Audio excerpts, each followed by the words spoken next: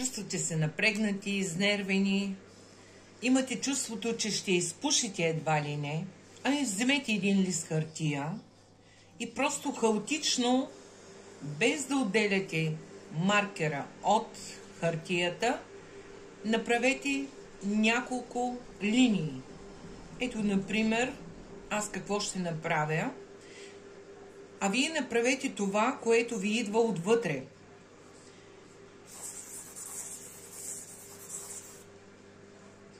Това беше моята драсканица. Ще използвам само част от правилата на нейрографиката и това е окръглянето на всяко ъгълче, на всяка пресечна точка. Закръгляме бавно и се получава ъгъл, просто става закръглян. Ще ви кажа честно, че това е най-приятната част от цялата нейрографика.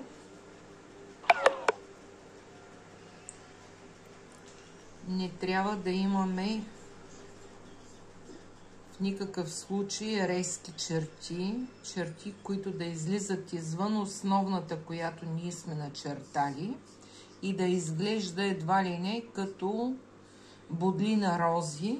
След като окръгля цялата картина, ще ви покажа как продължавам с моя метод. Единствено окръглянето, а всичко от нейрографиката действа на всеки. В това се убедих, защото от 3 години рисувам нейрографика. Поставям си желания, намерения и в края на краищата не всичко от това се случва. Не, че не правя усилия за да се случи, но явно това не е моето. Единственото, което много ми харесва в нейрографиката е самото окръгляне, защото самата картина вече придобива много изискан вид и просто този начин на окръгляне действа успокояващо абсолютно на всеки. За мен това е най-голямото удоволствие, да се закръгля абсолютно всички ъгълчета, за да нямаме конфликти. Всяко ъгълче просто ти внася дискомфорт и където не си го харесам, си го окръглям отново. Ето по този начин. Виждате как където имаме пресечна точка, аз окръглям и запълвам по средата, за да се получат едни много овални и приятни форми за гледане и за усещане. След малко ще ви покажа и цялата рисунка. Ето какво се получи след окръглянето на всички ъгълчета. Значи започнахме от тук и завършваме тук. За разлика от нейрографиката, аз се опитвам да намеря фигури, които да отцветя, така че на мен да ми харесват. И след малко ще започна с отцветяването, но до този момент все още не съм видяла фигура в това мое произведение. Надявам се в най-скоро време да го видя и да продължим нататък. И понеже съм морско чедо, смятам да направя един пейзаж върху тази графика. И преди да започнем да нанасяме боите, добре е да завъртим листа няколко пъти, за да решим как ще отцветяваме самото платно. Да видим как ще ни хареса по-добре и на какво ще го приличим. Още един път.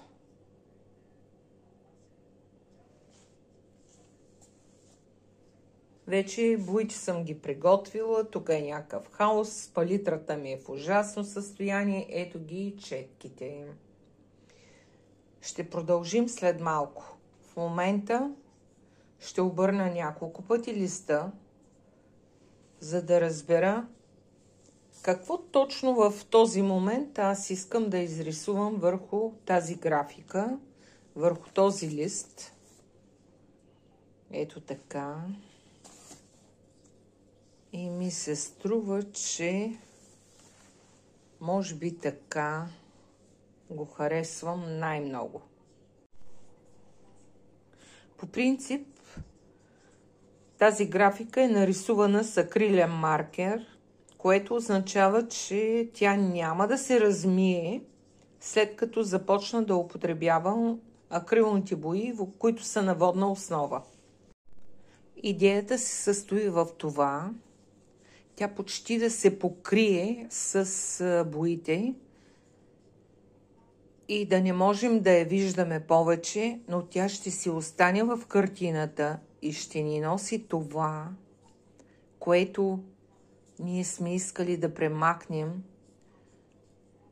от себе си, а това е безпокойството, неувереността и да получим една по-голяма увереност, едно спокойствие, едно щастие. Обикновено използвам бои на Маестро Пан и на Амстердам, малки и големи. И сега съм си отделила боите, които ще нанеса върху палитрата по-малко. Ето ги номерата и цветовете. Приготвила съм си чиста водичка и една четка. Вижте я колко е широка. Тук няма да правим реалистично изкуство, просто ще правим това, което в момента ние усещаме и чувстваме. Слагам малко тъмно синьо върху палитрата. Вярно, много е отцветена палитрата, но вече няма как да се измие. Акрилните бои остават траен резултат върху палитрата и е много трудно да ги изчистим, ако веднага не ги измием. Но когато започнем веднага да мием, то тогава отива много вода. И продължаваме. Сега мисля да сложа малко розово. Идеята е да направим морето. Извинявам се, небето. И слагаме малко бяло. Стандартно бяло. Но то е почти на превършване. Трябва да си купуваме ново. И ето, нанесла съм и 4 цвята. Мокрим четката в чистата водичка, след което взимаме малко от тъмно синьото и следващото синьо. По този начин ние започваме да нанасяме върху самото платно. Не знам, вижда ли се, не се ли вижда.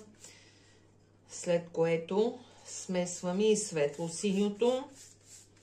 Смело рисуваме, смело отцветяваме. Малко бяло. Пак потапяме малко розово, за да се получи този нормален нюанс. Но виждам, че тук цветовете се преплитат. Взимаме бялото и довършваме, като сливаме цветовете един с друг, отдолу нагоре, за да се получи едно прекрасно небе. Аз мисля, че горе-долу се получи. Тук в момента Няма да правя облаци, поне за сега, защото идеята не е тази. Виждате, че графиката отдолу леко се е запазила. Тя не изчезва. Защото рисувахме с акрилен маркер. И отново малко бяло. И това е небето. Това е небето. Изчакахме да изсъхне небето, а сега да си подготвим боите за морето, което ще се слее заедно с небето. Заради това ни трябва малко тюркоазено зелено. Слагаме на палитрата и понеже синьото ми е малко, ще сложим още. Така. Може би ще ни трябва малко и зелено, защото морето има такива нюанси, но тъмно-зелено, съвсем малко и още малко тъмно-синьо, за да можем да получим действително това, което желаем. Не знам какво виждате. Ето ги цветовете. И започвам отново с същата четка, с тази четка, дебелата, която е 2,5 см. Сменили сме си водата. Топваме във водичката, защото това е акрилна боя. Добре е да намокрим платното отново, там където ще бъде морето.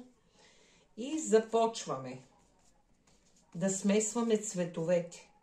Малко зелено, малко синьо. И по този начин нанасяме върху платното, там където ще бъде морето. Небрежно. Не е необходимо да се стараем кой знае колко много. Така, хоризонтално. По никакъв начин не рисуваме така, а само хоризонтално. Слагаме и малко бяло, за да има някакви нюанси, след което отново ще се наложи да изчакаме, за да изсъхне. Аз гледам максимално добре да очертая линията. Малко кривичка се получава понякога, но не е чак толкова голям проблем. Продължаваме да нанасяме и виждате, че цвета се откроява от този, който е на небето.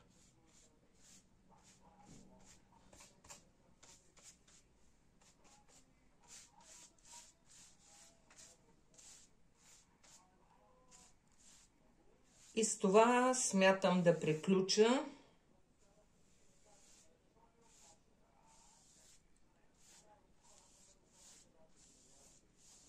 И колкото е по-широка четката, толкова по-добре се получава.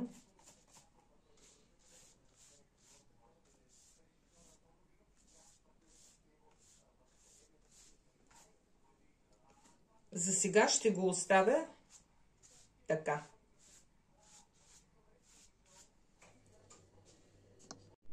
Резултата в момента е този. Вече е изсъхнало цялото платно. И това не е, както казах, реалистична рисунка, а арт-терапия. Ще продължа и ме следвайте до края. Може би ще искаме да разкрасим нашата рисунка. Доверете се на собствената си интуиция, какви цветове искате да използвате и какво искате да нарисувате. Аз в случая вече съм решила какво ще рисувам, но графиката, която е в рисунката, трябва да остане. Не знам дали виждате, но с бял акрилен маркер смятам да си нарисувам една плътноходка.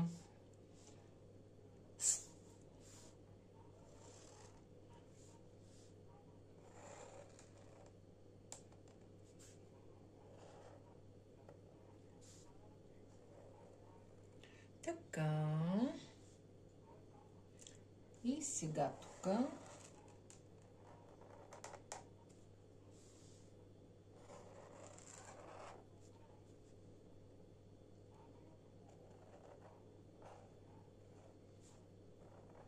повтарям, защото явно не се вижда добре. Това е бял акрилен маркер, който използвам, за да направя контурите на лодката. И тук е нашата лодка.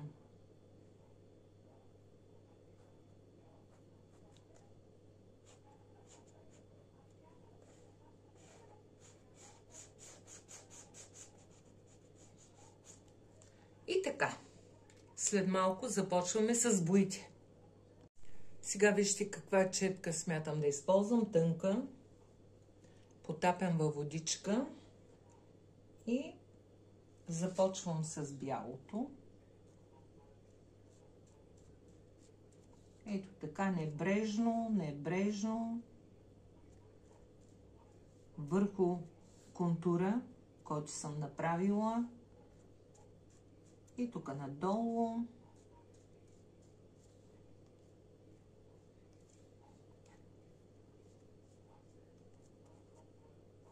И в момента се е получило нещо като лодка. Не знам доколко виждате. Това е мачтата. И това е другата мачта. Така. За сега ще го оставим по този начин, защото аз смятам да направим малко вълни в морето, отново с бяло. Ето така. А най-добре е да използваме, има една друга четка. След малко ще ви я покажа, но за сега да направим това. Тук ще имаме сянка на лодката. Сянка на лодката, която е отражение от слънцето. Слънцето ще бъде в този край тук, но ние няма да го направим само с бяло, но ще ползваме и жълто. След малко ще ви покажа. Вижте в момента с каква четка смятам да работя. Отново я потапям. Потапяме в чиста водичка. След това вземам малко жълто, малко бяло и започвам да нанасям щрихи. И това е отражението на слънцето. Слънцето, което ще бъде ето тук, да кажем. И очертаваме лек полукръг, някакво слънчице. Аз мисля, че до този момент добре се получи. Какво следва да направим? Значи, слънцето, когато грее, имаме слънчеви лъчи. Имаме осветена част. Всичко останало трябва да бъде по-тъмно. И както казах, целта тук не е да правим някаква красива рисунка, а просто рисунка, която на нас да ни харесва и с удоволствие да си я гледаме. Така че аз смятам да запълня някои части, които искам да се отразят по някакъв начин. Ето ги платната. Платната, които са бели. Така. И самата лодка, която е също бяла, с нейните отражения в морето. Ето ги. Така, може би се нуждаем от малко по-тъмно синьо, малко зелено, което да вкараме отстрани, там където е по-тъмно. По този начин, за да се открои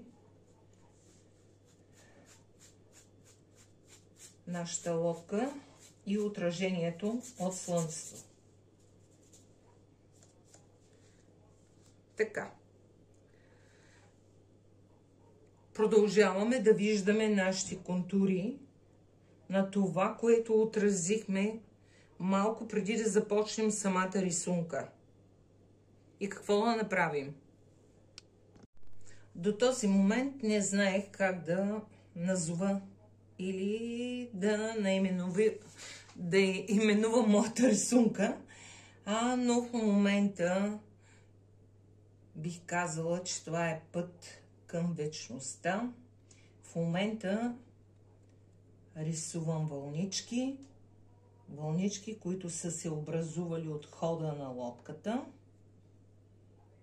Може би по-надолу ще има и други вълнички, но по-малки, защото около самата лодка трябва да бъдат много по-големи. И ние не целим да правим рисунка, която е правил художник, който действително е завършил специално образование. Ние просто правим това, което на нас ни харесва, което на нас ни се иска. На мен не ми харесва това, което направих. В момента трябва да го коригирам. Слънцето го окипазих, но смятам да го преработя и отново да пусна лъчи надолу към морето. Ето по този начин. Значи светлата част се намира тук, а вече тук можем да затъмним малко. Как се затъмнява? Естествено, че с малко по-тъмно е от това, което сме работили до този момент. Така че аз в момента реших вместо черно да сложа тъмно лила. Не знам доколко ще ми се получи.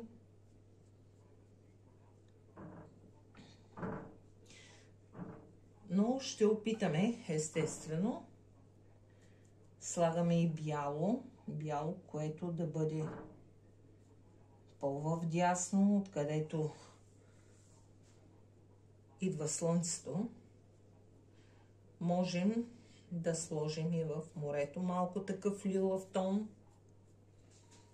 И по този начин ние получаваме една перфектна наша рисунка,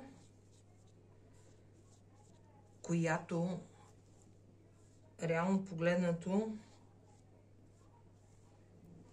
не е това, което искат да видят художниците и хората, уважаващи изобразителното и най-вече реалистичното изкуство, но хората, които искат да видят нещо по-различно, аз мога да си отцветявам до утре. И това не ми пречи. Когато цвета изсъхне, аз мога да продължа с новия цвят. Винаги тук трябва да имам една кърпичка, с която да подсушавам. И сега отново ще сложа на слънцето малко по-светъл тен. Нека да се получи това, което най-много ще ни въздейства. Може би белия, жълтия цвят. По този начин ние ще усетим графиката. И може би си спомняте откъде тръгнах. Аз тръгнах от тук, но картината ми беше обърната по този начин. Аз обаче реших да рисувам по този начин.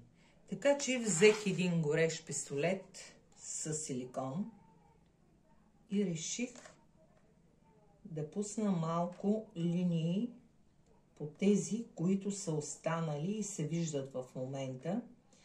Линиите на моето желание, линиите, макар и да не следват точно тези, които предварително съм нарисувала, но до някъде и в повече случаи да, аз реших да ги запълня с силикон.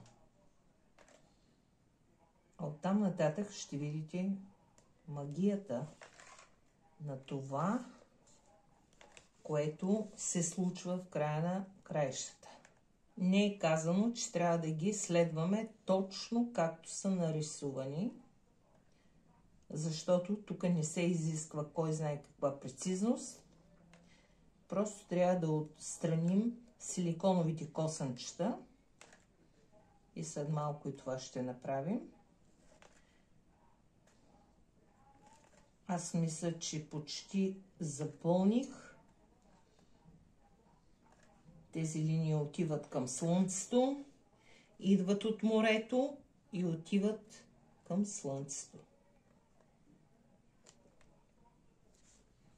И докато все още не е засъхнало, вижте какви листчета имам. Тези листчета аз ще ги използвам, за да нанеса върху местата, където съм запълнила с силикон. Ето по този начин.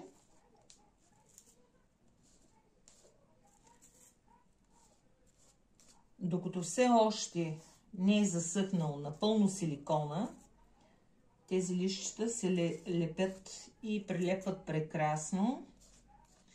Виждате какво се случва в момента. Да, някаква шарения, някаква глупост, може би ще кажете, но не е така.